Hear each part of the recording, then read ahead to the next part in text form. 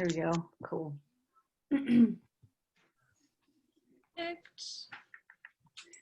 Hey, Amelia, let's hear if there's an echo in there. Can you just speak in? Hello? Yeah. Is there an echo? It's not too bad. Hello? Yeah. Can you hear me? Yeah. Yeah. It's not too bad. No? Yeah. It'll work? It'll work. Yeah, yeah. Okay. Hi, Allison. Hi, everyone. There she is. Yeah. I'm looking at my iPad, I'm on my iPhone, and I have you guys. Like, I'm looking at it in all environments just to see what it looks like and how everyone looks. I have the sound turned down on everything but one, but it's a little bit for the brain to handle. How is everyone? Great. How's it going? Great. I think it's going pretty well. Have you guys participated in any and watched any of the panels? Yeah, that last one was great. Yeah, really great. It was nice to get the funder perspective on some of this and the COVID response. It was really enlightening, I think.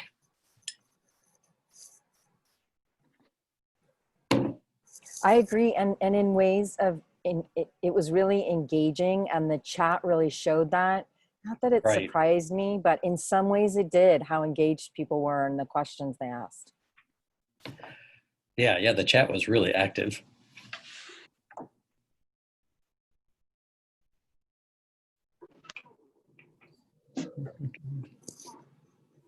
Eric, how's it look for you? It's looking good. Good. All right, you sound good too. Nice. And I like you're right at the border. Yeah, it looks like a fake background. Good morning. Hello. Morning. Morning. How you all doing? Great. Great. So, Colin, I don't think, have we met before? Have you been to Homeboy? Yeah, I was at Homeboy in 2018. All right. Good. And the other, so Maya? Yes, Yeah. Is that how you pronounce the name? it is. Thank you for getting it right. It was wrong at my wedding. It was wrong at my wedding and my TED Talk. So, Oh, okay. So if I mess it up, then, Yeah, I mean, that's still this doesn't surpass those yet, but we'll see how it goes. Good. Appreciate you all getting on. And then Eric, I don't think we met. I'm Tom Voso. Good to meet you. Hi, nice to meet you. All right. Appreciate you coming on. And so Steph, do you have, who do you have with you? Amelia? Yep. She in the same room or a different? Different. Perfect. Oh, okay. Now I've changed my There you screen go. out. Yeah. Now I see everybody. Cool. All right. So do you all see this screen the way I see it? 9, 10 boxes on the screen? Yeah. Yeah. Yeah. Perfect. And just looks like our own Homeboy folks aren't here yet, or Josh isn't here yet either. All right. So have you all had a chance to kind of jump on and look at some of the other sessions? Yeah, we did. absolutely. Yeah. I think they've gone really well, and it's a lot of good kind of dialogue on the sidebar and that chat bar along the way. Definitely. So I think so far so good. This is always my task in Homeboy life. I either come before or after Father Greg speaks, and so it's either that people want to get me off quickly so they can hear him talk, or after I talk after him, they're not even paying attention. So our sessions right before Father Greg's keynote speech. But people will actually, I think this would be one of the good sessions because people want to hear what other organizations are doing as well. Kristen, are you on the line? I am. I'm here. All right. So when questions come, so what's the best way? Are you going to email them, text them to me, or will I see them on the screen? You'll see them if you're in the Pathable portion of the you know, if you have two screens open, this one, and then if you have a different screen open, you can see the chat in real time. So if it's not going to be too distracting to you, you can read them. For Steve's session just now, I screenshotted some pictures and texted them to him. So that worked for him. But you tell me how you want this to go down. First of all, now I'm a little confused. I see a Zoom kind of link on my screen. And then also on my web browser, it says join meeting. So should I join that meeting? No, you're in the meeting. So don't click anything on that screen. You just look at the chat function on that screen. All right. Can that check? Okay, I got it now. All right. So now tell me the screen that will people see this set of boxes? People will see under, when the session goes live, under the screen in the Pathable section, there's a link that says view via Zoom. We are going to put in the chat for people to encourage them to watch via Zoom and not watch via Pathable, because then they will see all of you as panelists. They'll see the screen you guys see now, but they will not see us behind the scenes. All right. And so then if they're in the Packable, they don't go to Zoom, they'll just see this who's ever talking at that time? Correct. Got it. All right. That works. And hey, Tom, just while we have a moment here, I'm going to have you hover over your box and click those three little dots in your top right-hand corner so you can rename yourself from Host 3000. Yep. Yeah, and I don't know if others think this would be helpful, but we put our organization name next to our name.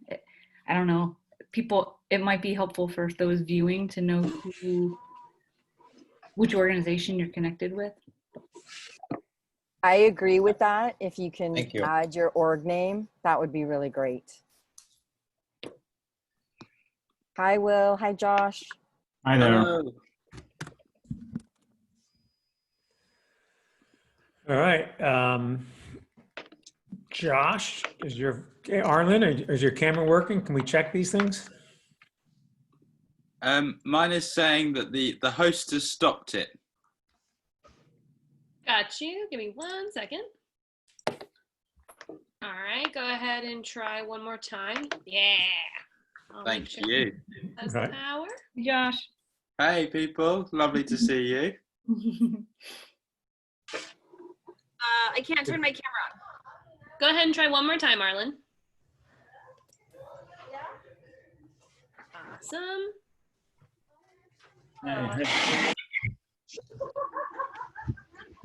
Hello, Will. Hi there. Oh, I can't find it. I got it. I'm gonna eat a copy. Okay.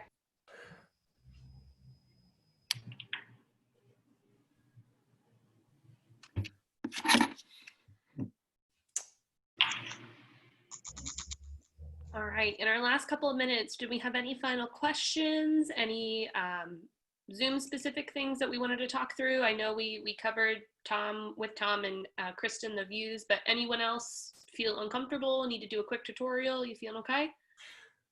All right. Yeah, So okay. do people need to turn their mute on or off, or is the mute's always going to be on? Mute is up to you. When I pass over the host privileges here, Allison and Kristen will be able to forcibly mute you, but you always are in control of your own mute. So you can turn it on, you can turn it off, you can turn your cameras on and off. Yeah, be aware during this meeting, if your camera is on, people can see everything that you're doing. So I just would leave the nose picking for a little later. Not that I think you're gonna do that, but some people need to be reminded. So I can mute everyone right now, and then you can turn your mutes on, or I can just leave you all in charge.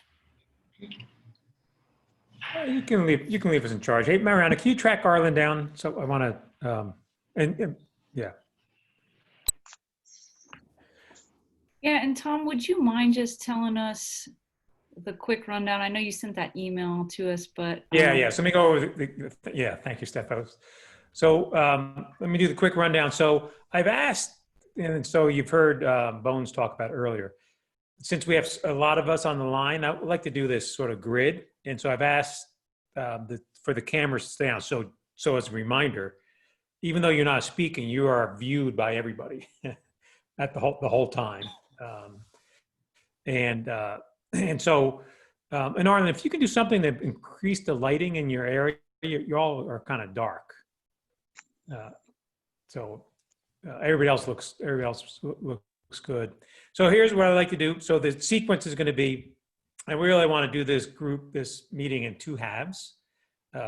The second half, I want to talk about the role of social enterprises, developing leaders from within, and the role of social enterprises relates to racial inequities in the world and how we see our role of that, right?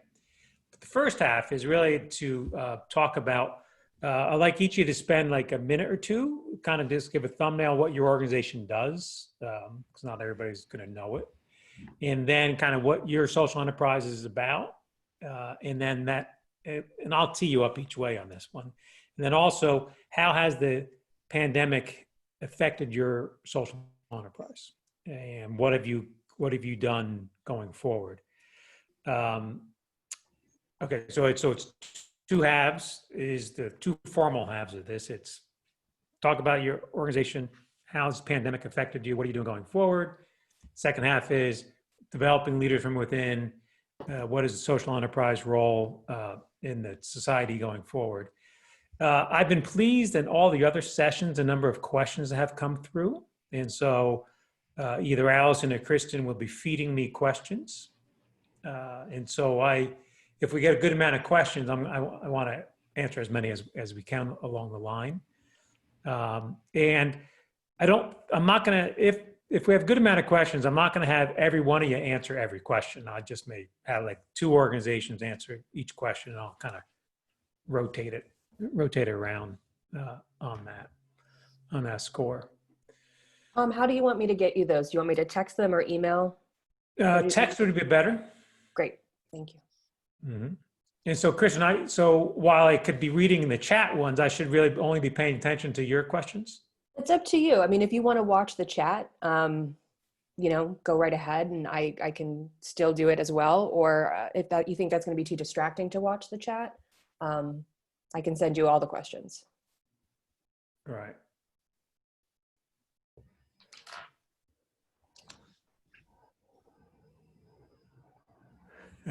Sorry, you got to figure out some way you and Marianne at the same depth level. And can you practice your volume, see if we can hear you from there? Hello? Can you hear us? Yep, we can hear. Hopefully it's not a refrigerator you're sitting in the whole time for 90 minutes.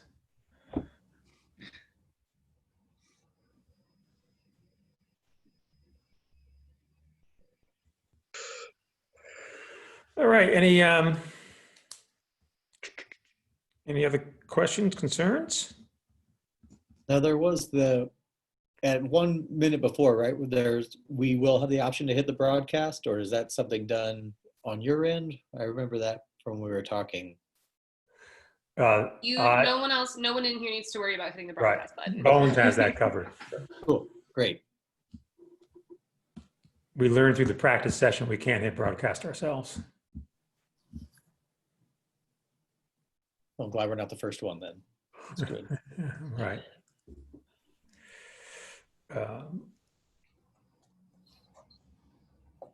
And then let me just say, so everybody but Josh has 2 people per organization. So if I'm not going to be able to manage it as to which one of your organization actually answers the question. So if somehow the 2 you can kind of in each organization can Need to join has When the do I- ability to do so. You can So see the will you- timer go or the clicker going up no. at Tell me when I 36, start. 40, 43. Great.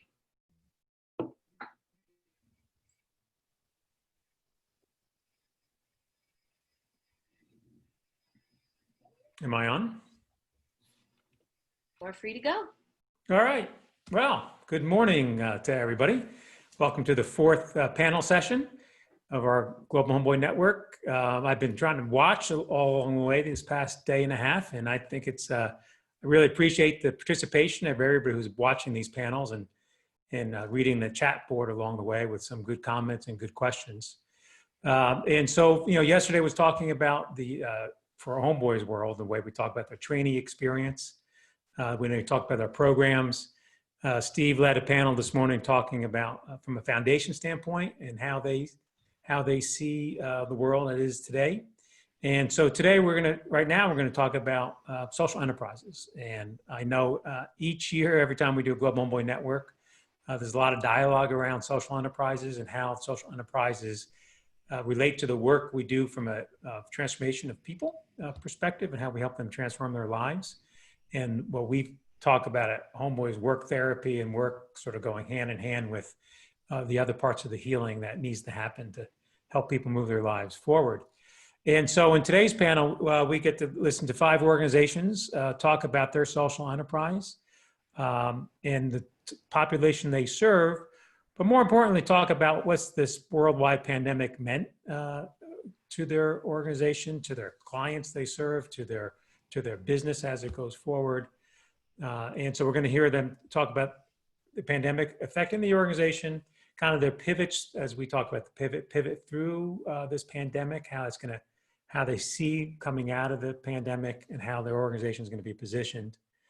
And then the back half of this dialogue among the 5 organizations, I want us to talk about how we grow leaders from within in each one of our social enterprises, and really the role of a social enterprise in today's society, about really investing and proactively investing so we can kind of combat that racial inequities that have existed and really be very proactive about moving people up the economic ladder. So that would be some of the topics near the back half of what we talked about. So what I'd like to do is there's 5 organizations, and if some of you if you're on the Zoom version of this panel, we put this up like a bingo card so you see all the squares on top so we can go back and forth among the dialogue. And so let me first hand it off to the folks at Prodigy Ventures. Steph and Amelia, if you can lead off, tell us who you are and what's happening with you in your world, and we'll take it from there. Hi, everybody. My name is Amelia, and I am the operations manager at Prodigy Ventures, Prodigy Coffee House. And with me today is Steph Francis. Hi, y'all. I am the founder and executive director at Prodigy Ventures. Awesome. Well, just a little bit about our organization. A prodigy is a young one endowed with exceptional abilities, right?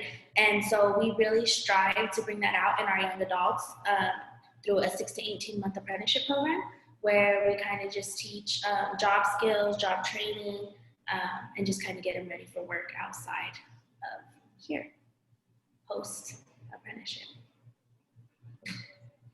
And then yeah, and I can jump in. So we operate the social enterprise. It's Coffee House. We've been open for about 4 years, and yes, preparing young people for work, but also really to be the next generation of homegrown leaders, right, in the city. And so these are young people who have been kind of struggling to connect with traditional institutions, right? So traditional school and or work. And so we hire them in this apprenticeship, and we have been mentored by Homeboy for years now. And we're really excited to be still around and thriving even through the pandemic. So tell us about the pandemic. How did it affect your business? Did you shut down? Did you stay open? How's it affecting the young people you work with? So we did have to close. We closed for about 2 months, but luckily and fortunately, we were able to still keep all of our apprentices on staff and paid. We did this through virtual technologies and through different workshops and stuff like that we all did virtually through Zoom. So that was really fortunate. And we were able to open back up on the 18th. So we've been open now for about 2 months. And then we we were also able to keep that connection alive with our apprentices, and we were also able to keep their mental health up, I guess is the way to say it. I guess it did cause it was some stress amongst us and amongst some of our apprentices, and so being able to still stay connected to us and through the program in that time was very helpful. Yeah, and I would just add, we work with young people who are, young people of color from low-income families and a low-income community. So certainly some of the most vulnerable in the city in terms of the pandemic. And so, yeah, that kind of to Amelia's point, I was really, they worked from home and were paid while we were closed. And really though it was paid to stay connected, right, and to care for each other and to reach out and just make sure that they were safe. They also worked on their resume and portfolio and things like that. And we did discussion around preparing for a post-pandemic workforce. One other thing we did do as well during that time is we said, in addition to the apprentices that we're serving now, we want to make sure that other vulnerable young people in our community are being cared for. So we did a month-long paid work experience that was virtual. We ended up having about 25 young people engaged in that, and it was preparing for a post-pandemic workforce. I think a lot of young people, weren't necessarily paying attention to, what's the economy doing during COVID, right? They're like not thinking about that stuff. And so it was very interesting to say, even like, hey, what do you guys think, job opportunities are going to be like once we open up again, or in 3 months from now compared to 3 months ago? And some of them were saying, oh, it'll be just the same, or we're going to have even more opportunities after the pandemic. And that was a reality that, is not the reality. And so we studied, what's going on with the pandemic, with the virus, what's the economy doing, and then really preparing to interview in a post-COVID or amidst a pandemic, right? So lots of practice interviews on Zoom and things like that. I would say one other thing that we also did for our current apprentices, when we were preparing to open back up in May, all of our apprentices went through a COVID health and safety certification process. We created that internally, but it was a 15-hour training where they had to ensure that they were taking this extremely seriously, right? So we have young people that need to understand we have people's customers' lives in our hands. And so it was a really powerful way before we opened up for them to go through that training. They had to hit a series of deliverables in terms of written and demonstration around health and safety practices.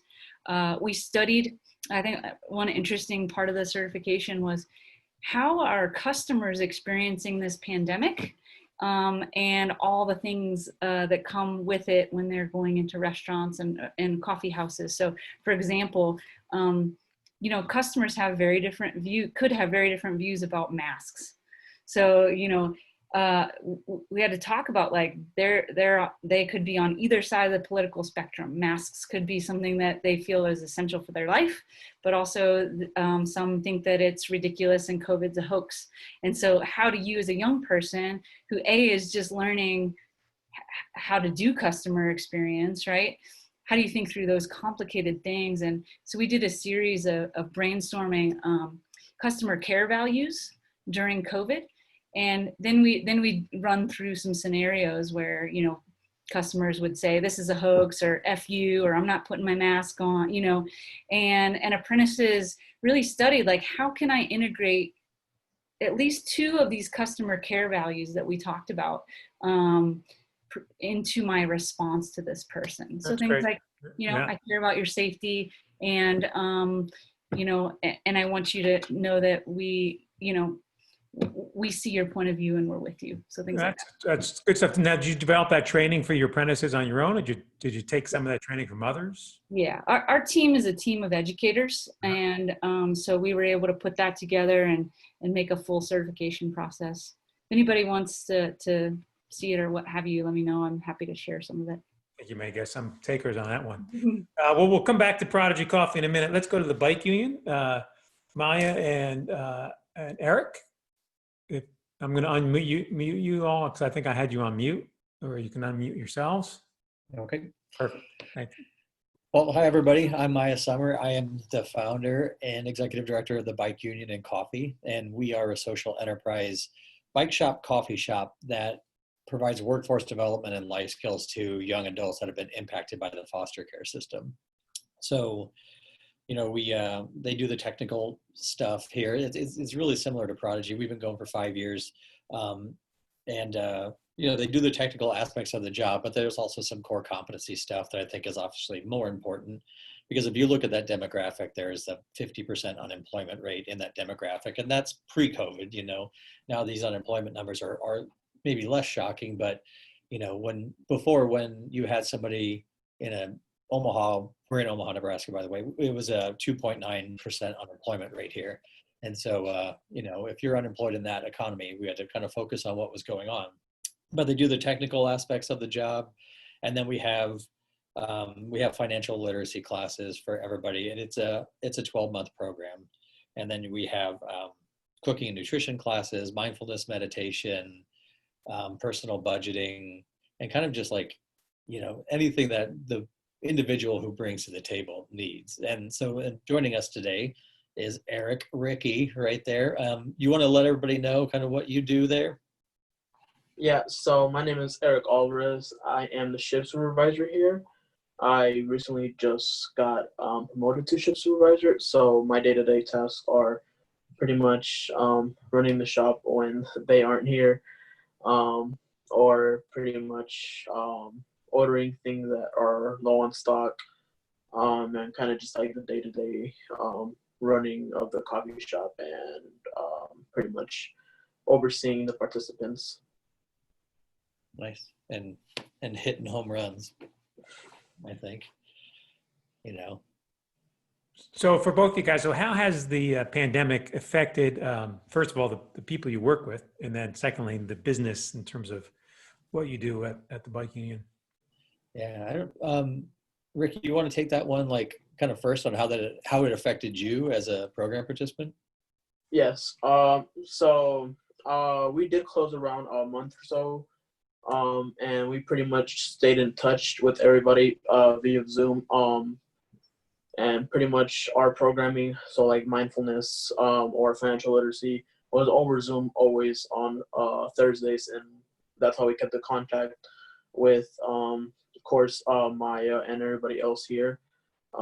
It was a new thing, of course, dealing with it, and also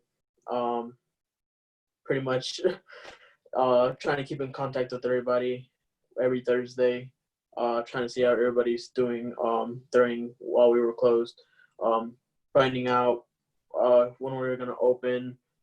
Also, pretty much fortunately we did still get paid while we were home, so that was really fortunate that we could still get paid over that. But it was pretty something. It was pretty something. It was something, all right. Yeah, I mean, it's so. I mean, I think that's it, right? I think that's kind of how everybody in the country feels. Right? It's like, oh, it's something, but it was. I mean, it was just hard when you're a business, and I know all these other social enterprises are feeling it, and it's already it's already tough out there trying to compete and trying to make the money to support your mission, and then we're a downtown business, and all the major corporations are in downtown Omaha, and everybody pulled everybody out of there. So it was a ghost town for a while. There was nobody coming by the shop. And so we had some, interesting times there. And it was just, we just didn't know how long it would last. And, everything that everybody who is in a social enterprise or is thinking about starting a social enterprise or is a human being, felt about it. It's like, what's going on? How's this going to affect the world? How's this going to affect me? How's it going to affect, most importantly, the program participants? Because the one thing you don't want to do is like have them lose their source of income. But the other thing you don't want to do is, with sometimes with trauma comes underlying health issues, and you want to make sure that you're putting those at the fore as well. So it was just a really interesting time too, of just like, not only will I survive as a person, but will the company survive, and will the programming survive? And it was a lot. Yeah, so along those lines, I mean, we've all experienced kind of how you just framed that up. How did you think about then, knowing it was a lot, what'd you talk to your team about? How did you kind of lead them through this, through these strange few months? Yeah, it's interesting because I feel like there was a 2-week period where I just really shit the bed on being a leader there. I think, it was just, there was so much uncertainty with everything going on, and the business and the organization. And, as a founder, you worry about that. And, you start to worry about, okay, if the market's tanking, what does that mean for the philanthropic community? And I think at first it got to me in ways. I'm a pretty resilient person. I grew up in very similar ways to the young people we serve. I grew up in poverty, and I grew up in trauma. And so usually I can compartmentalize stress really well. But as a leader, I think I just didn't handle it very well for the first week or two. And then there was one point where I was like, oh, like it sure would be nice to have a dad right now, or something like that, And I was like, oh yeah, that's what I'm supposed to be for a lot of people right now. I'm supposed to be the leader, And it was a moment that clicked for me. And then it was good after that. Then it was just like, okay, cool, we can survive this, and I don't have to figure this all out by myself, and I can really lean on the team. I have brilliant people that work with me, and so just kind of like just opening up. What's everybody's temperature? Where do you want to go with this? What does this look like for you to make, because they're invested in the business, but they're also invested in still breathing next week too. Right. And so just like letting everybody have their say of how they saw this going down. And that was really how we got through it. Yeah, good. All right, we're going to come back to you to talk more about that. First, I want to get on to the folks from Scotland, Scottish Violence Reduction Unit, Callum and Will. You want to tell us through what life's been like the last few months for you all in terms of the people you serve and how you're working through the pandemic? Thanks for inviting us along today. It's been absolutely great. I mean, unlike the rest of the world, COVID didn't come to Scotland. We've lived in a lovely bubble. Of course, that's not true. And like everyone else, it's been absolutely hopeless for a lot of organisations. Just to let you know, so just that myself, I represent Violence Reduction Unit Scotland. I'm the Deputy Director. And Callum, who's our lead mentor, is from our social enterprise Street Narrow. So we, if you like, we come from a kind of a hybrid of policing and government, and what my role is to look at best practice throughout the world, opportunities that can look to for assistance, help to move people on, deal with trauma, very much evidence-based, very much about not penalising people and into a justice model. So as part of that, we learned quite quickly or quite early on from Homeboy about the approach that was adopted across there. And like all good things, is we stole that approach and took it to Scotland and have adopted it ever since. Because it's that thing about learning from each other. We've always learned from each other. We learn from Homeboy in terms of what Homeboy's done. We learn from programs all over the world. Now, in terms of the social enterprise, what I'm going to do is I'm going to introduce Callum. Callum is our lead mentor. He deals with it on a day-to-day basis. And actually throughout the pandemic with we've had the opportunity to, what's called in the UK, to furlough staff. So that means we could put staff on a paid vacation, if you like. We're fully member of staff that's been working there, supporting not just the trainees that we have, but also supporting some of the employees in terms of the trauma, in terms of the mental health, because it has been a really problematic time, not just for the business, but everyone's mental health. So, Callum. Yeah, thanks, Will. Again, just to echo what Will had said there, it's a pleasure to be here and to be able to contribute. And I'm the lead mentor on the Street Narrow programme.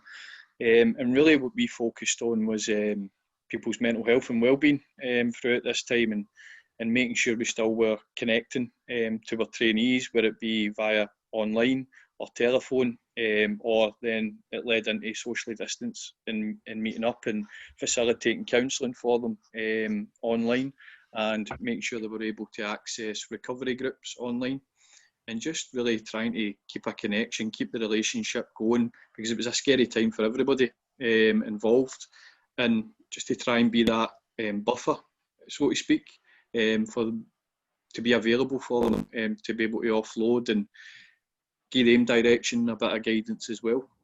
So, like Will said, we had the opportunity in the UK to follow some of our staff, but we still were connecting with them to make sure that mentally they were okay, and how they were dealing with the pandemic themselves. So Street Narrow, we take on people with offending backgrounds from the age of 18 to 29. So whether that be they've been involved in violence, or whether that be that they've been ex-gang members, we take them on. They're kind of struggling to get employability, so we'll take them on for a period of 12 months, give them vocational work within our cafe, where they learn kind of transferable skills, but also they've got round-the-clock access to a mentor, they get counselling, and they do group work as well, because we know that one of the biggest learnings from Homeboy was that a job sometimes just isn't enough for the individuals that we work with. So we do that. We do the works practice and the project that runs alongside it as well. And basically we moved the project all onto online, so that the guys could still get their mentoring, they could still access their counselling, and they could still do their group work as well. So we're now back functioning in one of our facilities, one of our cafes, with reduced numbers. And to be honest, it's the trainees are really grateful that they've still got a position, and they're able to continue through the process with Street Narrow. So that's really what we do, and how we've kind of dealt with the pandemic. Yeah, so thank you for sharing that. I was going to say, I think you were hitting upon this at the end. So when it sounds like you now are bringing folks back, and now you get to see them more live. Kind of what were a little bit more description of their attitudes? Are they happy to be back? Did they still want to stay away? Were they a little fearful about coming back? What was how did that work? I think the majority was, I'd be a lie to say there was no fear. There was, but it was overshadowed with gratitude that there was still a project. The project was able to still function, and they were still able to get out and participate in it. There was an element of fear, yes, definitely, but we went through our own COVID hygiene accreditation under the National Health Service, and they just gave them information and guidance about how they can keep themselves right, and obviously our customers as well. One thing is about our trainees is they're going through the change process, but they realised they weren't alone, because the full world was having to change. So, and they were part of that process also. But yeah, an overwhelming sense of gratitude. Good. Sorry, Tom. I would say we were also very lucky at the time, and we had a huge changeover of trainees, with a number of trainees leave us and move on just before it. So actually what we were left with coming into the pandemic was a relatively small staffing level that actually made it, to make sure that we would survive the pandemic. We would have we'd have funds at the end of it in order to sustain us while the restaurant and catering trade picked up, because even post-pandemic, anything doing with the catering trade just now, as Prodigy Coffee and yourselves will know, is going to be very difficult in the short to medium term. So it was about actually how do we streamline our business and actually maintain the level of service, maintain the level of support, but also to make sure that going through this, we're not going to make ourselves bankrupt. No, that's a good point. I want to come back to that in a minute as well. But just as you were saying that you framed it like you had a wave of new trainees as opposed to older trainees. Kind of curious, through this pandemic, when you had the wave of older trainees you no longer had, how are they now faring through the pandemic? Do they get employed elsewhere, and are they still employed, or are they having a hard time making it now? That's something that we always continue to do, is once you've established a relationship with a trainee, we'll continue to support them ongoing, even when they're finished being on our programme. But the majority of the trainees who left are now in employment, so it was really just about waiting to see when it would be they would start. So we still offered them all the services that our current trainees were getting, just to make sure that their mental health and their well-being and that they were coping okay. So they still were able to access the mentoring, the counselling, and we're still connecting with them on a daily basis. But the majority of them have moved into employment, yeah. Good, great. All right, thank you. I want to move on to Josh and Crackit. Josh, if you can kind of tell us what it's been like for your business in this pandemic, and what do you see going forward? Yeah, no, well, thank you so much for having me. It's great to join you from London, and thanks for inviting me.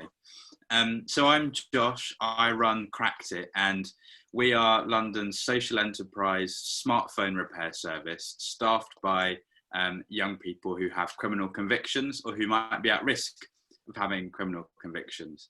And the kind of background to us 5 years ago was it was very clear that levels of offending were rising in London. And we all know on this call that employment and some of the things around it can be one of the most significant interventions that we can offer to help people to live more positive futures. But it was also very clear that we couldn't rely on the government to be able to fund these interventions to support people into work and away from crime. And there was then a need to try to harness an alternative source of income that we could invest into this space. And we all, as social entrepreneurs or people involved in social enterprise, know that this discipline of social enterprise is a great way to do it. So it was then a case of trying to find some kind of market that we could harness to bring that cash in at the same time as having a positive impact. Now, I'm no technologist, but I do have one of these. And what I did know is that 29% of people had done this with their smartphone, smashed the screen. In fact, some research by Motorola found that someone somewhere across the world smashes their phone once every 2 seconds. And 3/4 of people don't repair their device within 6 months or at all, because the existing options are too inconvenient. You've got to go to the mall or you've got to send your phone away. So there was a great opportunity for us to come in at the intersection of this challenge when it came to offending and this consumer challenge of accessibility to smartphone repairs. And so what we did is built Crackit. And we are a phone repair company with many twists, but a key one in terms of our kind of commercial service delivery is that we don't have a shop. We're not an online service. Instead, what we do is we run pop-up repair shops in large workplaces across London. So we partner with some of the biggest organizations in the world who have offices in London, whether it's Deloitte or EY or PwC, the Ministry of Justice, the US Embassy in London, in fact. And we run these repair clinics for our young people who staff them to repair the broken devices of clumsy or unlucky members of staff within those organizations.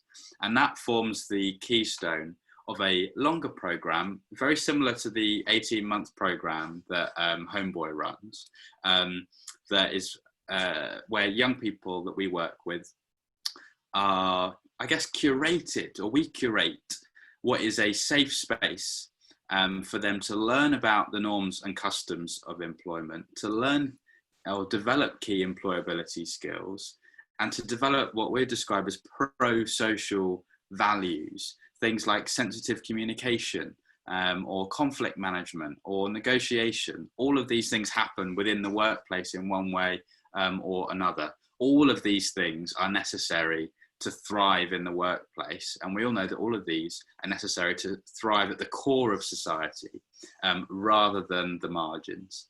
So that's how we work, or past tense, how we did work pre-COVID. In late March, the government here announced a big lockdown, and none of the corporate workplaces that we served are open. And this was a really, and still is, a huge challenge for us because the vast majority of our income comes via trading. And we just cannot continue to provide opportunities for our young people in the way that I had described for as long as the lockdown persists. We didn't have lots of money to draw on, and our young people didn't qualify for the kind of government scheme that would pay their salaries, while organisations like ours went into hibernation. And that's what happened for a couple of months, which was a real challenge and a real sadness, to be honest. But we were still able, there were some great silver linings that we were able to apply. So one of them is that we were conscious that lots of people in our community really relied, especially in these circumstances, on access to technology, especially older folk who were in care homes and who were no longer able to visit friends or family. In fact, some friends or family didn't even know whether they would see their relative again. And it also meant that they weren't able to have medical appointments that they might do online in these times.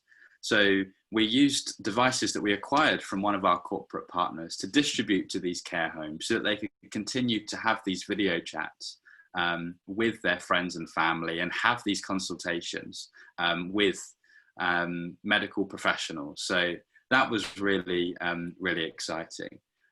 We've begun, thank you, we've begun to reopen. And in fact, what we did right before we knew we were going to have to go into lockdown was try to pivot our service entirely.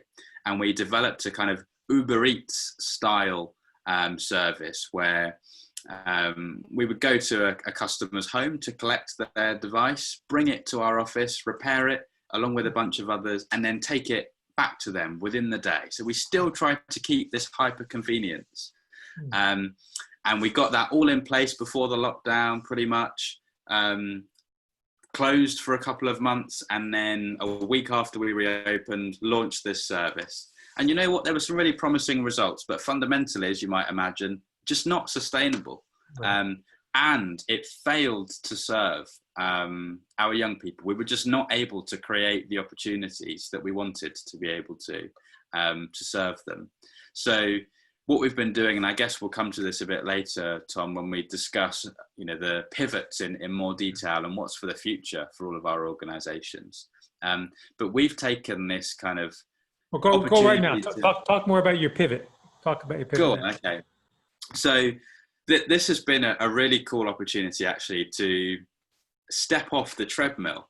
It was really interesting listening to Wendy in the previous session talk about how this is quite a challenging time and a time of reckoning for many social enterprises, because there is a risk of chasing the money, the kind of recovery money or the relief money, wherever it may be, to the detriment of pursuing what the original mission of the organization actually was. This kind of, survival instinct, having the Grim Reaper's financial side so close to your neck can inspire you to do things actually that just drift. And we were very conscious, for example, with our Deliveroo or with our Uber Eats style service, that was the direction we were going in. So we've stepped back and we thought, you know what could we do with our great resources, with our show-stopping team who are both that they're watching this evening, our core team. What can we do with our cash in the bank, which was we had quite a lot of runway to be able to go, and what could we do with our amazing partnerships to really seed and leverage systemic impacts that can benefit not just the young people that we might work with directly on our programs, but other young people. And some of those things include knowledge sharing, codifying our resources and our model, and making it available on a kind of open source basis for organizations like, Prodigy and the Bike Union, but also those watching at home or in the office as well. And by the end of the year, we want to do exactly that so that people can benefit from our resources. Another thing that we want to do is, we're very conscious that our corporate partnerships are one of our most unique selling points. We know that so many social enterprises knock on the doors of these organizations over and over again, and it can be really hard to get into them. Not all of them are as open as, the Bank of America, for example, who spoke at the last session. They're not all as open as that, but we've managed to get in. We've managed to convince these organizations, some of whom have probably never had someone with a criminal conviction set foot on their premises, to go in, and we've showcased that people with criminal convictions do have a valuable role to play in the workplace and can make an awesome contribution to people's lives. In this case, repairing their phones, but there are many, many others that are showcased on this call and more. So what we want to do, what we are doing currently, is developing an online platform that we onboard our corporate partners onto, and that social enterprises can join as well. And those corporate partners can advertise some of the pop-up spaces that they might have available for social enterprises to trade on, to conduct bike repair services, or to sell coffee, or to do phone repairs, whatever it might be, so that it doesn't just have to be us, and Cracked It doesn't have to own and monopolize those partnerships, but that we can really distribute them and collaborate, which is fundamentally most in line with our mission to support people with vulnerabilities towards fulfilling lives via employment. No, that's great. It's a good way of thinking about it. And by the way, as I look down, I'm looking at text messages of questions coming in. So keep the questions coming for the folks who are listening. A couple of questions have been coming along that we've already touched upon, of running a nonprofit with for-profit kind of ethos, and how does that play out? And I guess I just want to comment as listening to, as Josh talked about it, and then before I hand it off to the Homeboy folks, and even Maya talked about it, like during this pandemic, all of us who are leaders of our organizations go through this, whether you call it gut check time or mind time, of what are we as leaders supposed to do with our organizations? We're in a worldwide pandemic. No one has any experience of how to navigate through a pandemic, since it's never happened before. Massive unemployment, not clear what the new normal looks like. And I think even as Wendy talked about in the last call about, does an organization hibernate, or does it lean in? Does it do more of? But to me, there's like nothing more than when you have to make payroll, and we all have to sort of keep our folks, and we want to keep our folks going, you kind of get more clear-eyed about what's working in your business and what's not working in your business. And just as Josh was just talking about, he sort of figured out what's not working, and he's got to do something different now because it's right there in front of you. You can't delay actions anymore. And so for all of us who run social enterprises, that's the aspect of what a for-profit business is like, is sort of, you got to make a decision to kind of keep people employed to move it forward. And I'll talk more about that in a minute, but I want to hand it off now to the Homeboy team, because me as a leader, I'll set them up this way. Me as a leader, back in March and April, we had good financial reserves going into this pandemic, so we knew we could kind of last through the pandemic. I wasn't sure what was going to happen to our businesses, and as Will was saying, the catering business has sort of stopped. The in-person dining has stopped. And, so as a leader trying to think about it, what happens is, though, down at the grassroots level, the folks come up with a good idea. So as with that lead in, let me hand it off to Mariana and Arlen to talk about where Homegirl Catering and Homegirl Cafe has pivoted.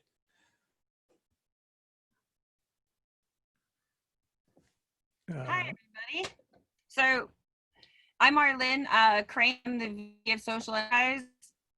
I'm Mariana Enriquez, and I'm Director of Operations here at Homegirl Cafe and Catering.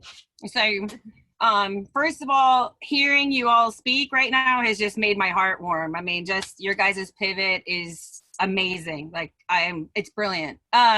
So we are on the ground of Feed Hope. If you see, we're actually in a dry storage, so you see, that wasn't the intent. So when the pandemic hit in the beginning of March, I had that moment of, oh my God, everything is closing. Oh my God, we're all food, the world's shutting down.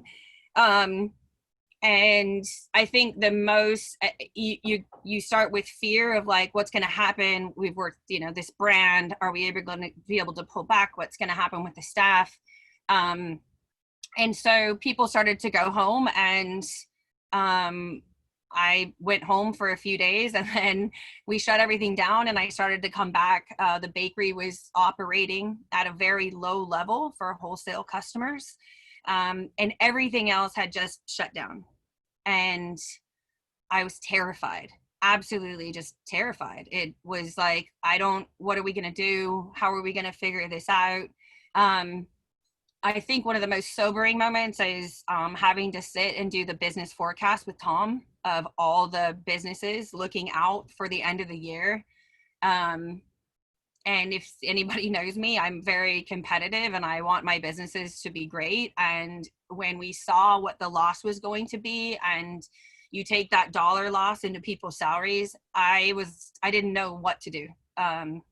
So we sat as a team, and we were concerned about the financial impact to the social enterprises of the agency, but we were more concerned about what was going to happen to our community.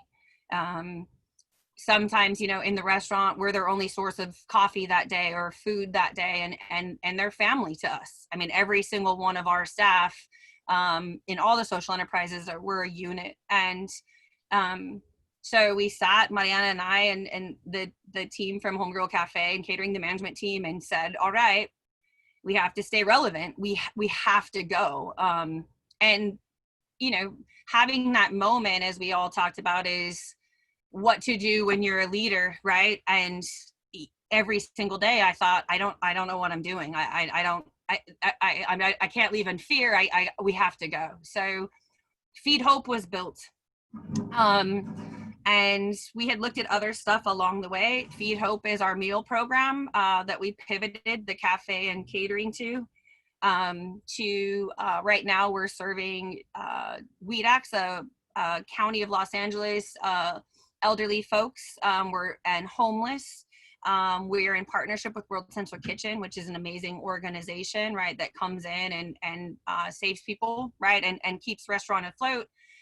We also, through partnership with one of our board members at LA Tech, they were able to fundraise for us to be able to go in and help all these other nonprofits that needed food support that had been taken away in the pandemic.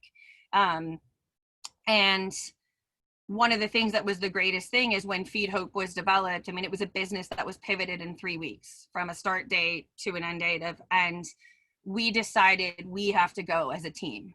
God, it chokes me up. I'm sorry that we had to go as a team, and that for so many years, people have leaned in with us in our community and said, we're going to give and we're going to do it. And we leaned in and said, all right, we're going to go. And we're all terrified and we don't know what we're doing, but we have to get the staff on board, because if they're not ready to go and we can't keep them safe, we were not going to go. And we called staff in. We had team meetings. We sat and said, all right, here are the ground rules. We all have to go. We all have to go together. We don't know where we're going, but as long as we stay as a unit, we'll go. And we have to trust that everybody in this building, has kids or lives with elderly family members. And so safety protocols were the first thing. We went into instant lockdown. We closed the doors, temperature checks, and we built this bond of trust of the training, coming in and out, making sure, and we built a bond of, hey, and I was high risk, and so I basically was like, okay, I'm going to come in every day with you because we all have to keep each other safe. And Feed Hope was built out of grit, and we started with thinking we could do 100 meals a day, and we're up to 3,000 on certain days. And we're actually in the dry storage today because we got behind on things, and we're doing 3,000 meals right now at the moment, and we couldn't really find a place to sit and be quiet. So, you know, we leaned in when everybody leaned out, and that comes with, right now we're over 100,000 meals served. And that comes with an enormous, and again, not to go into it to not just be about a revenue source for the agency, but it was more important that we continued to keep the cafe open and whatever, because we're home to so many people and we needed them to get to us, because we made a commitment that we weren't going to lose anybody. And so it didn't matter what we did. This is what we're going to do. And the thing we know how to do the best is food. So. Yeah, that's great. So Mariana, talk about what it was like leading the team to come into work every day during the pandemic. And then on top of that, in Los Angeles, we had our own, we had the protests, which led to some riots and also curfews. And how do you run a business through all of that? And I think as I asked you, you froze up. Yeah, here we go.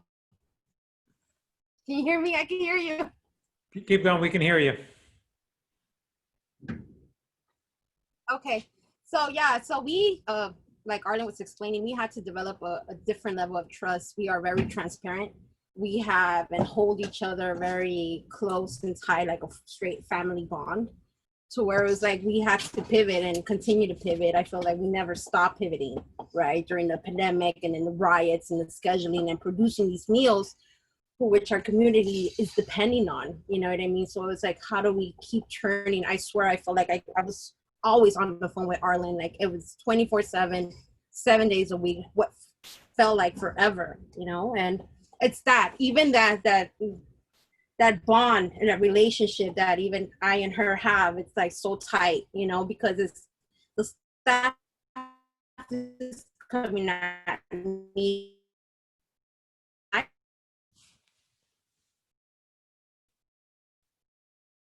know that this was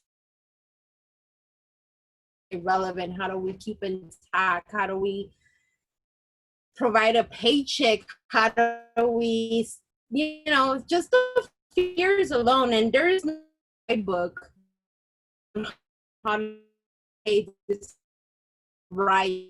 Figure this out. Let's move forward. Let's keep everybody together. Let's have conversation as far as, hey, if you're willing to come back, this is where we stand at. Are you willing to stand with us as well? You know, and our people, like Arlen said, they're so bonded to us that right away it's like, yes, I'll be there. And we started off with 100 meals, and it was like, hey, how are we going to keep this up? You know, and bam, we got hit. I swear, at one point I felt it was like 10,000 meals a day, you know, but even for us, the pride and joy of us giving back to the community when so much time and so, you know, everybody, the community standing with us, it was our turn to be there, you know, and for all of us, it's been a great experience in that aspect, you know, but the fear is always going to be there, and it's up to us, right? How do we acknowledge it? How do we deal with it and perceive it? And yeah, I believe me, I know your fear and you're scared. I am scared too, but right now, let's stay present in the moment, you know, and that's how we've been doing it, staying present in the moment and attacking it day by day. That's great. So let's, so Arlen and Mariana, if you can talk about, we see this business growing, and as me being a CEO, you see my screensaver here back behind me, trying to pitch the business a little bit more. How do you see the growth going, Arlen and Mariana, and how does that affect then the team, and how do we bring on more people to help us? And as you think about leading social enterprises, what's this mean for Homeboy overall?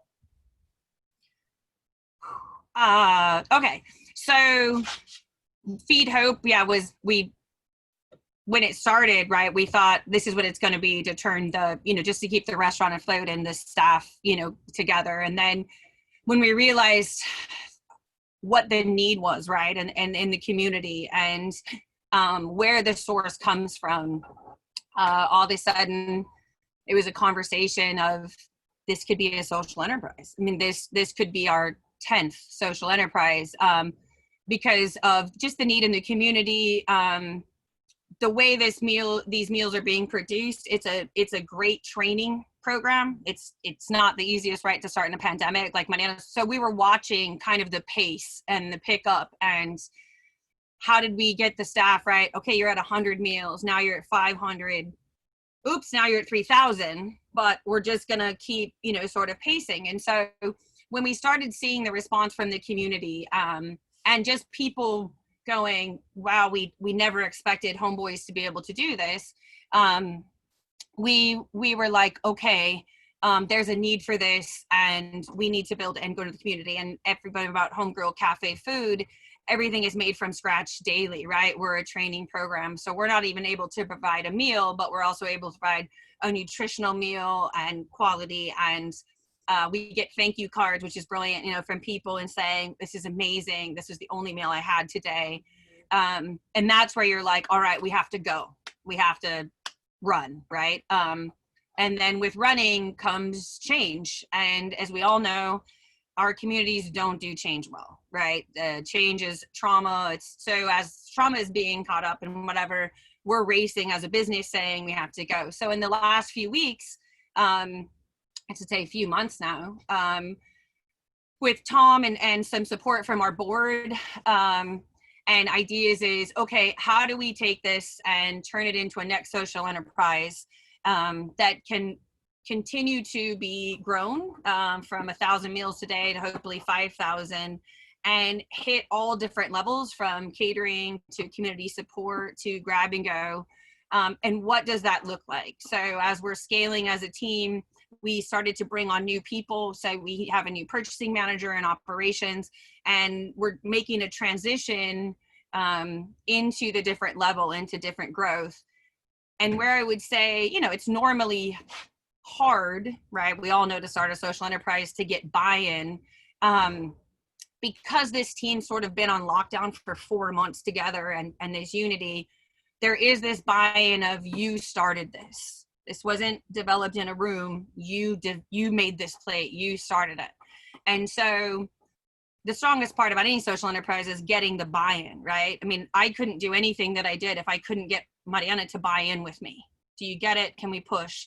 And then her, the staff, and the community. And so this business has built probably pretty organically, has potential to be. And right now we're looking for an additional kitchen space off-site to be able to produce, because as we're also got all the other businesses, we're now working on getting our restaurant open and getting ready for the holidays and the bakery. And so we're kind of starting a new social enterprise and turning the lights on to all the other ones. But it's been incredibly interesting to start a business in a pandemic. Yeah, without a doubt. And let me just add in, there's been a couple of questions about funding. If we all take a step back and think about the business aspect of all this, right? So here you have a Homeboy with a really good brand name, a very dedicated working team. So our core skill set is food preparation, fresh food along the way. And so the team this idea came at the grassroots level. Let's feed our population. We were able to get a little bit of money from the city, and then a little bit more money from the county. We started building up more meals. And then we went out and fundraised to find foundations and individual donors sort of gave us seed money up front so that we can kind of push this business initiative forward. So it's a combination of a couple government contracts, some private donors helping us move this along, and some foundations kind of wanting to push us to make this a more legitimate business. So on the margin, every meal we produce, we kind of break even on. We don't make much money. We don't make any money, but we don't lose money. But here's a sort of very interesting combination of public-private partnership to actually fund this really good initiative out there. The marketplace we're in, though, is feeding people who are food insecure, which is a sad fact that now in the county of Los Angeles, there's a lot more people who have food insecurity. And this is what this pandemic and what all this awareness is showing in the rest of America. But it's an interesting combination of how you fund this and how you kind of move it forward. And we'll see what the future brings us for this business for Homeboy. We're going to try to make it sizable. and hopefully thereby employ more and more people and provide more opportunities. So like I want to shift a little bit now and go back to some of the other social enterprises and talk about the role of social enterprises in our society today and why we do the work we do. And I think, and then more broadly, if we have this platform right now, what would we want to tell the rest of America or the world about why there should be more social enterprises and what's the value of a social enterprise to society? I want to start with Josh on this question. I knew it was going to be me. What is the value of social enterprise? Well, I guess I touched on it a little bit when I spoke earlier. I think it is one of the most sustainable ways of being able to engender social change of some sort. And I also think it's one of the most democratic ways to do it as well, because you don't have to be a bureaucrat working for your city government, and equally you're not some executive in a big company. Social enterprises are grassroots initiatives, and in fact I think most social enterprises probably don't identify as social enterprises themselves. And I think maybe like Feed Hope would be a great example of something that was just born out of a need. It was formed because the community needed it and because there was a real demand. And oh, wow, okay, this thing that we've created has got legs, and let's build some infrastructure around it so that it can operate as a business in the longer term. And I think that's what's really nice about social enterprise. They're driven by need, and they're driven by mission, with the caveat, I guess, of what I described earlier. I think it's essential to really not take one's eye off the ball when it comes to mission. There are lots of kind of shiny, nice things out there. There are lots of nice kind of pots of money to apply for, or interesting partnerships that may come your way. But we've certainly been guilty at Cracked It before of departing from, as I said, what our core mission is, to kind of pick these fruits, and it's just not always been right. And actually we've been thinking really radically as a social enterprise recently. There's an article, I shared it with my team, and it's called it's in the Stanford Social Innovation Review, and it's called Social Entrepreneurs Must Achieve, Not Survive. And it talks about how, wouldn't it be really interesting if we lived in a world where social enterprises would form and say, right, we're going to be time limited. We are going to use the resources that exist out there for a limited period.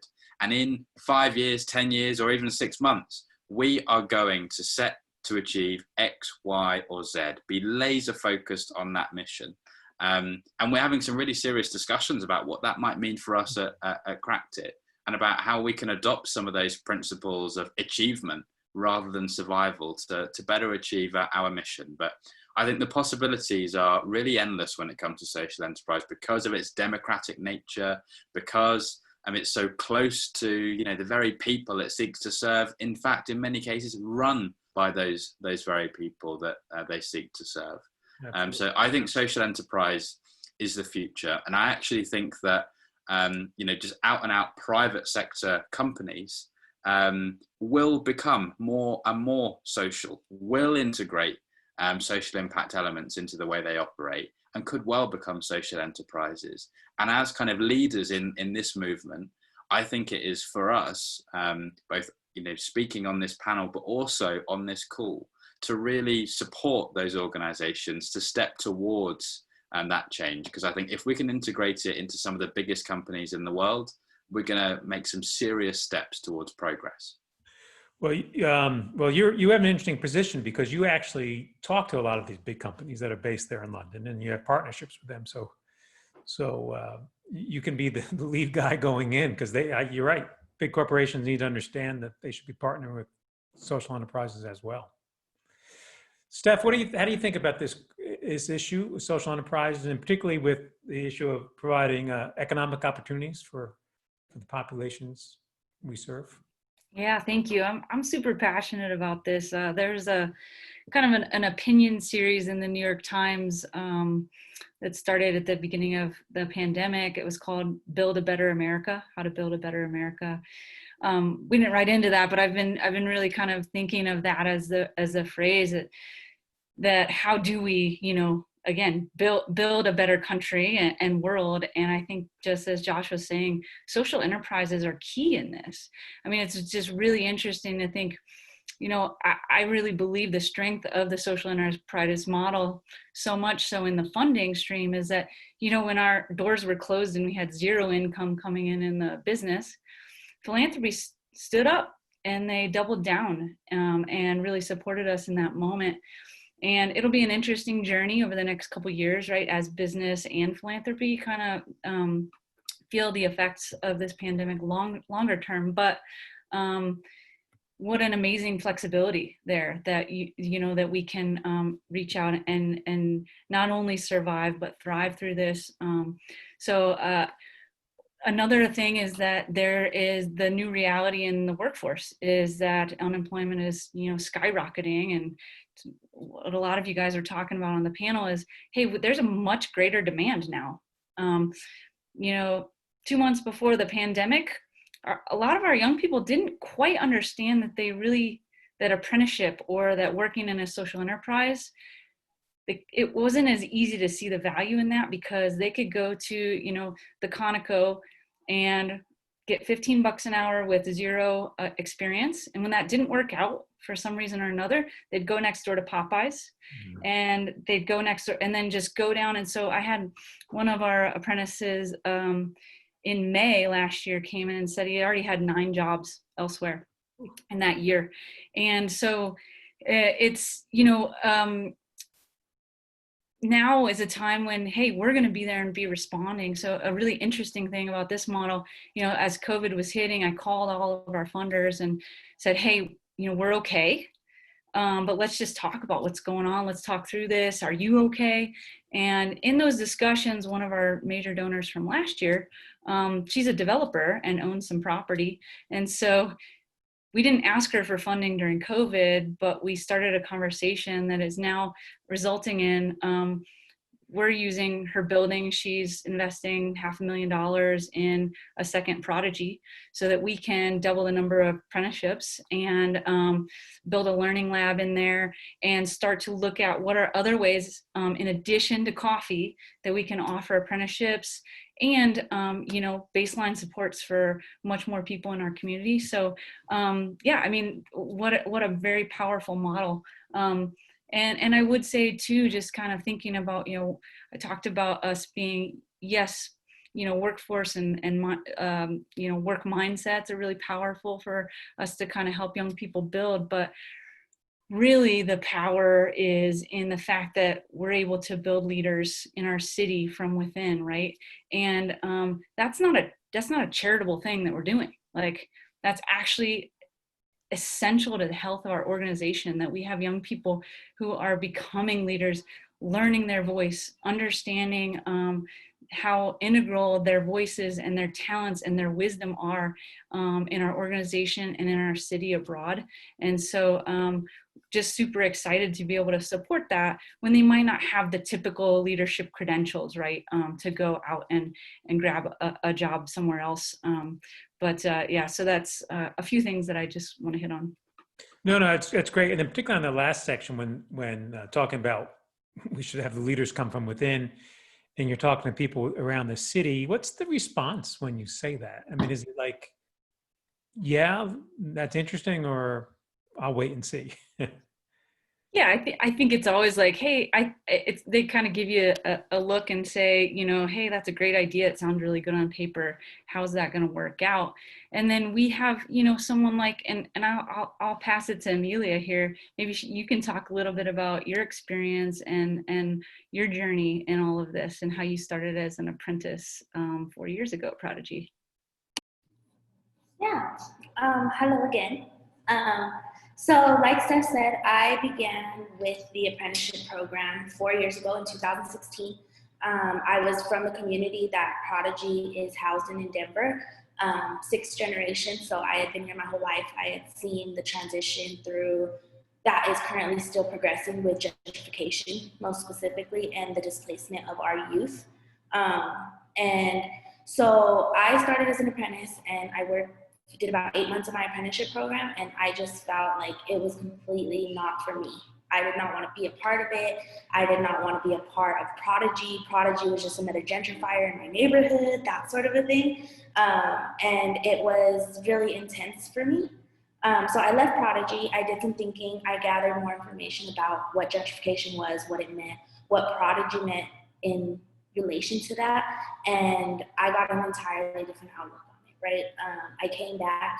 I finished my apprenticeship program, which was really, really good for me. And then I did leave again, but that was due to some personal circumstances. And then I came back, and now I'm the operations manager here. So going full circle, I was able to kind of see exactly from a program standpoint, exactly what they were doing. And I went through trial and error, obviously, with that. And then coming back and actually now helping with that program and helping develop and helping just being a really intricate part of it is really powerful, because I am that apprentice, right? Or I was that apprentice. And so I see the struggles that they're going through, and I have those same struggles, right? And just being able to be on that level with them, and being able to really just be that support in that manner is really powerful for these young people, for sure. Yeah, and I'll just point out, along the lines of, Amelia, regardless of whether she was an apprentice with us or not, is one of our greatest assets. And that's just her, her dedication to her work, her talent, her insight, all those things. And on top of that, it was really powerful. We talk about hiring from within, or last panel, started to talk a little bit about, diversity in your leadership and things like that. I'll just give an example of where Amelia, once again, in another realm, was extremely integral to our success. Was when, the George Floyd protests started. And we had apprentices who were going in the first nights of the protests. They were pretty violent, as you know, when, the police being violent. And we had, young people going there for their first time to peacefully protest. And Amelia, having a background in activism with her family, was able to, of course, show up in such a different way to support apprentices,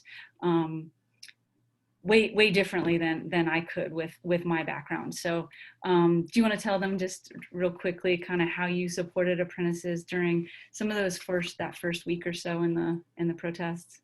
Yeah, the George Floyd protests definitely brought up a sense of fear for most of our apprentices, most of them coming from a diverse background and being people of color. So a few of them actually did go to the protest. One young woman was actually assaulted and beaten by the police at the said protest. She had a really hard time grappling with it. Another couple apprentices went in solidarity with her the next day. But then I realized that none of these young people had ever been to a protest of this manner, right? And me, I grew up, my family was a really big part of the Chicano movement back in the 60s, and so they were a really big part of activism here.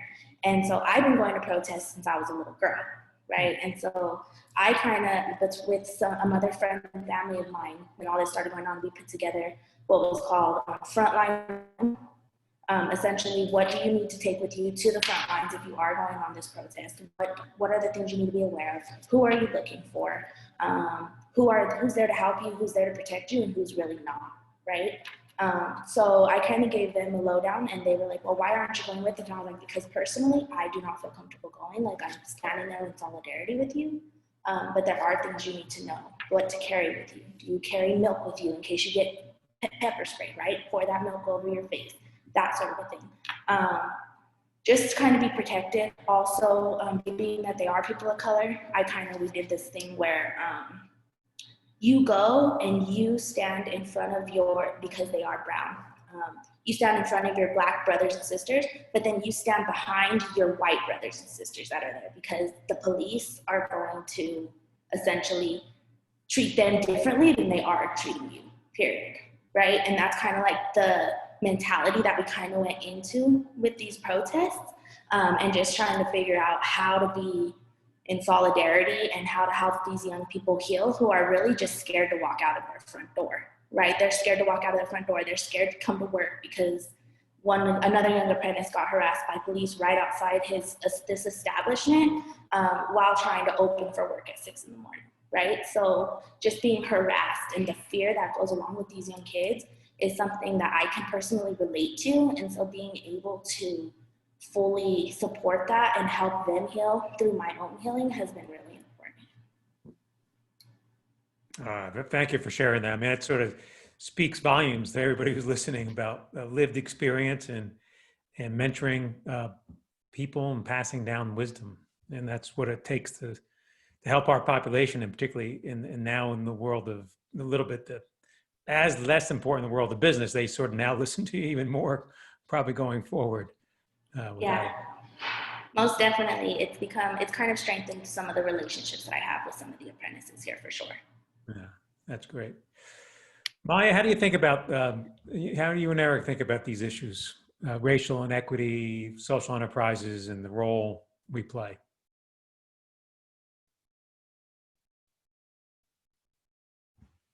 If you may be on mute, Maya.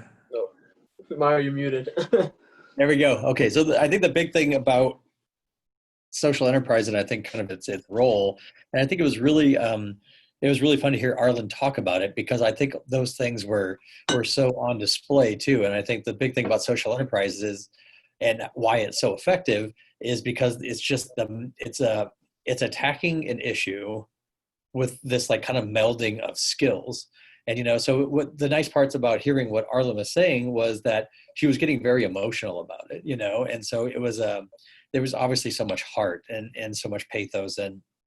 But I think the thing about being a social entrepreneur is that that's not at the fore, right? I mean, what really was, I think the cool thing about what Arlen was saying was like, I'm really competitive about my businesses, and when I was doing these analysis of this and the projections for this. And so it's really cool because it's the melding of those two skills, right? It was the entrepreneurial side of them that's working. And I've had so many people come up to me and say, how did you get the social enterprise started? Like, how it's important that it's out there. We've tried to do it. They've tried to do it. And it's obviously, it has to be so many parts heart, so many parts entrepreneurial. For me, it's so many parts juvenile delinquent. And it is just all those things of just not accepting things how they are. And I think the juvenile delinquent and the entrepreneur were definitely more at the fore for me, because you can attack those things more clearly if you're not just coming into it with just straight emotion, right? And then also, a lot of times with what, and my experience has been with the social entrepreneur, you can really go down the path of the normal entrepreneur, and your ego can get so much involved with it too. And it can be so much about you and about what a great person you are and what a good thing you're doing. And if you get caught up in that and look what I'm doing and beating my chest, then you lose it too. I think a great many of the social entrepreneurs that I know are doing it for the right reasons. And it's just like, well, I'm really nobody in this whole thing. Like, I'm just a cog in the wheel. And the big thing is that, the big assets of the company aren't me, that's for sure. It's the people who are there, and we don't do anything for them. I think that's a good thing about social enterprise too, is it's not a handout, right? Like, you have to come in and you have to earn it, and you have to believe in yourself, and you have to know who you are. And I think those are the big things that make it go.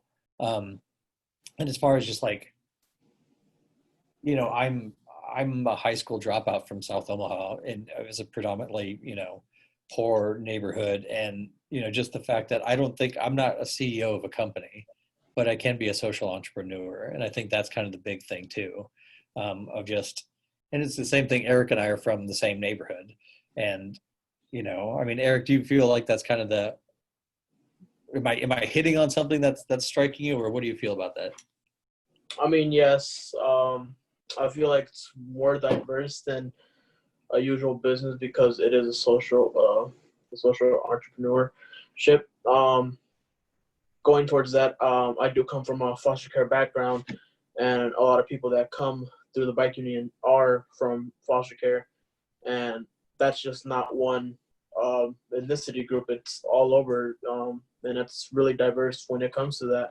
So we see all types of people come through the bike union, and it's not just one race coming through. It's everybody from whites, blacks, Mexicans, Latinos, and it's really an amazing thing to see that all these people can come into one place and have something in common and feel like they're actually a part of something. Right. I think that's really cool too, is because, you know, our backgrounds, my background, your background are really similar, and everybody here. And a lot of the time that we grew up kind of trying to keep that to ourselves, and it was almost a source of shame. And then here, like, you just get to let it fly. You get to be who you are here, and it's judgment free, which is great. And so you can just, you know, like you can almost be open about it without it having to be this huge open wound, and we all know how the other person's feeling. And at the same time, like, you know, it's just amazing that we're all gaining these skills at the same time too. We're all gaining the work skills, we're all gaining the life skills. And obviously I'm probably the person who learns the most every day, you know, of any of the participants here. And so I think that's what's so big about it, is everybody's skill set. You know, I think the rising tide lifts everybody, and I think that's really how it works. And it's egalitarian, and that's what I really like about it.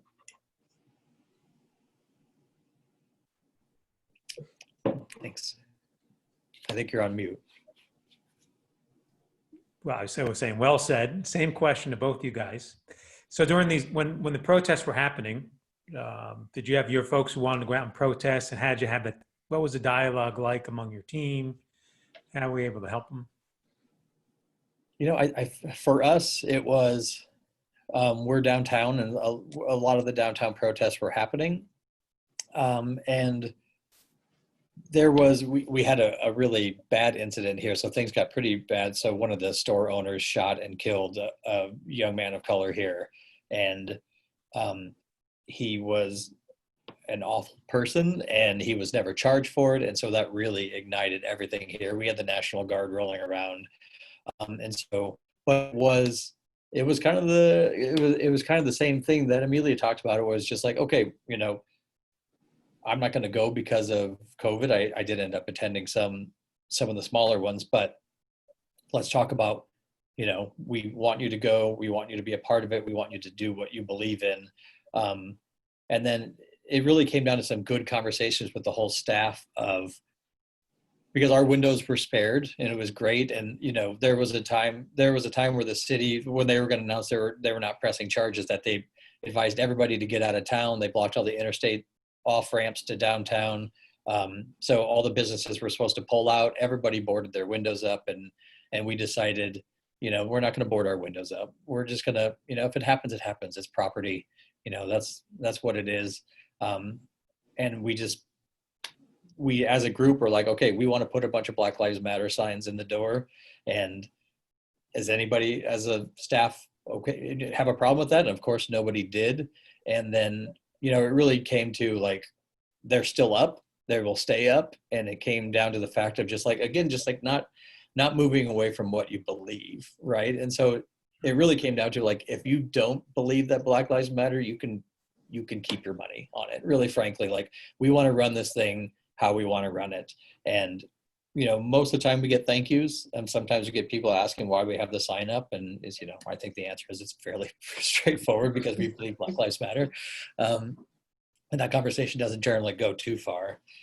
But we want to make sure that we are, again, not trying to chase anything or chase any certain demographic. It is just like, if our beliefs are in the window, I think that's good enough for us. And if it inflames some people, I think we're just going to have to deal with that. That's right. That's right. So Will and Colin, so what's your view? A couple things. So from Scotland, right? What's your view of social enterprise? I want to hear that. And then maybe Josh can answer this too, but it's like from afar, what's happening in America right now with these movements, racial inequity, social criminal justice problems, and kind of how's that affecting your people you're working with as well? Okay, I'm going to pick up on some of the points that's been raised regarding the importance of social enterprises, and some of it comes from Josh's issues regarding democratization of it. One of the big issues that we have in relation to why social enterprise is important, and this might be controversial, is that the kind of free market capitalism has failed so many people, as well as our twisted notion of what meritocracy is, which is actually driven by kind of a white middle class expectations of success. So what we're doing is we're placing unrealistic expectations on society. We are then penalising people that don't live up to that. So for example, if we look at the Feed Hope is feeding thousands of people a day in terms of actually through food insecurity. In the UK, you've had the tremendous growth of food banks supporting the very same thing. And we're yet living in extremely wealthy countries. When you look at social enterprises can be very expensive enterprises and operations to run, depending on the nature of your social enterprise. If, for example, I was running a catering business that wasn't dealing with some of the complicated individuals that we have to deal with, I wouldn't need counselling, I wouldn't need mentoring, I wouldn't need one-to-one tuition, I would have very low staffing levels, and my profit margins would be relatively decent about this. But I don't. My aim for this and the aim for social enterprises is not necessarily fiscal worth. It's about outcomes. It's about what you want to achieve. It's about the individual level of success and whatever that success looks like for people. Also, what we're looking at just now is with COVID has actually accelerated some of the problems that we were going to be facing maybe 10 years down the line. Because we had the problem of automation, and automation was actually going to get rid of a lot of jobs across the whole industries. And we're going to face a whole change in our employment, a whole change in our model, who could get jobs and not get jobs. So what we're needing to think about is actually how do we create a society in which we can feel people worthwhile, in which we can actually contribute to our communities, contribute to our families, and contribute to whatever that positive outcome we want to achieve. Social enterprises are crucial in that because they pick up the heartbeat, they pick up the feeling on the ground, and they are very much driven by leadership at a ground level, not at a strategic level by federal government or national government saying this is what you need to do. It's people themselves doing it. And that's why we should invest more in social enterprises. It's also about leadership. And I'm going to bring Callum in here in leadership because we focus and we bring our leaders through. And Callum is one of them who started off as a trainee. And now he's very much a leader in what we do, who develops programs. Because if you don't develop your staff and allow them to lead and allow them to actually take forward your mission, take forward whatever you want to achieve, then you've also failed as well. Cal. Yeah, so without social enterprises, I basically wouldn't be where I am today. I came through the Street and Arrow programme in 2017. My life before that, I was involved in gangs for just over a decade. Huge amounts of violence and trauma in my life, and truth be told, nobody would employ me. I was unemployable, and arrived at a point where I nearly lost my life for the many occasions that happened to me, motivated through gang violence. I was introduced to the Violence Reduction Unit and what they do in terms of giving people like myself with offending backgrounds. I'd been in and out of prison for I was 16, no qualifications, so no self-worth, and basically they presented me with an opportunity but also loads of hope. They seen me, they didn't see my convictions, they didn't see my past, they seen the potential that I had to create a future, not only for myself but for my family, because I've got young kids as well, and they gave me an opportunity and a platform to be able to find myself, and I realised that I had loads of potential and quite a variety of skill set where I could apply that in the form of a social enterprise. So I was a trainee, went through that process, addressed my trauma, addressed my offending, detached totally from the street life or gang activity, and I started to build positive relationships. And in Glasgow and Scotland, and what we do with the Violence Reduction Unit, it's different for America, obviously, but we work beside police. So that was very abnormal for me, being a gang member, working alongside police officers. But that in itself brought down barriers within myself, and I was able to see in turn that they're just people as well, trying to do a job, understand the complexity that you have in America though. And we're just grateful that we don't really have that over here. And I was able to go through that process. At the end of that, I was looking at, right, what do I want to do with the rest of my life? And I arrived at a point where I just wanted to help people. And I was told I could stay on to be a navigator / mentor, and basically pass down my experience, my lived experience, to help others through that process. And I've been doing that for 2 years now. And then I was given more opportunity to contribute to help develop programs, to do interventions with young people, and really sit at the table with people that I thought I would never be sitting at the table with, deputy directors, directors, project leads, and get my voice heard, and what we can do to create change. And as well, our pivot as well was we supported our food banks during the pandemic as well, where we served communities, elderly who were shielding, young families who are on the poverty line. We were able to provide food parcels and provisions for them also. And that kind of changed society's view on people, ex-offenders, are giving back to their communities also as well, and which was massive, and it gave us an opportunity to be able to demonstrate what we get to see every day, the kindness, the genuine good qualities that our guys, our trainees have. So yeah, basically I wouldn't be alive if it wasn't for social enterprises, to be honest. Well, that's a terrific testimonial. Kind of curious for both you, Callum and Will, when you talk to, well, I'm not really sure how you're funded, if it's all through the social enterprise or from some government help as well. But when you talk to your funders, do they say yes and let's do more, or they just are content with what you're doing? I guess I'm trying to get to, you gave such a strong testimonial and sort of defense of a social enterprise, why you have them. I would hope that you can get more, right? There's two ways of looking at it in terms of how we've looked at the business, and myself and a few other people within my unit, we thought differently about this. Do we grow Street and Arrow up to be Homeboy? You know, a big organization employing hundreds of thousands of people, whatever, you know, so it's actually a massive organization encouraging lots of people to come in. My reason for doing this is actually more about a social change model and how we can encourage other organizations to do it, how we can advocate for change, not just for other businesses, so that we're looking to take on people that are traditionally outside the labour market, but also how do we change some of those governmental policies that actually put blocks in the way, such as disclosure of offences, or the education system that we've got, or the training that we do in prisons. How do we then support a change so that we don't have to be the only employer?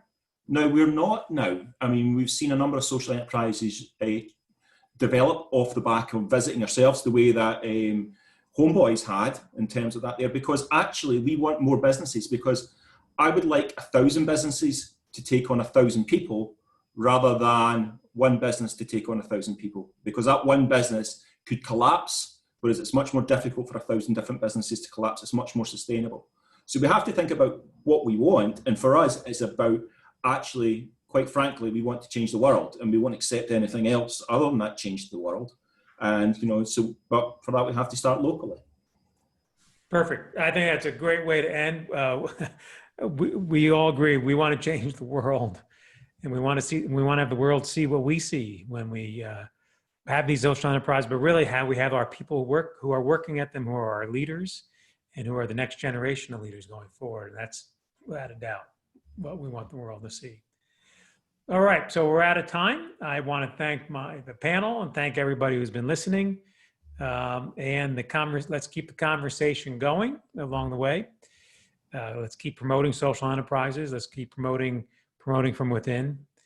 And my last promotion is Father Greg is going to do the keynote speech. I think it's at 1:30. I'm not really sure. Go back to your calendar and look. It's either 1 or 1:30. But thank you all and take care. Thank you.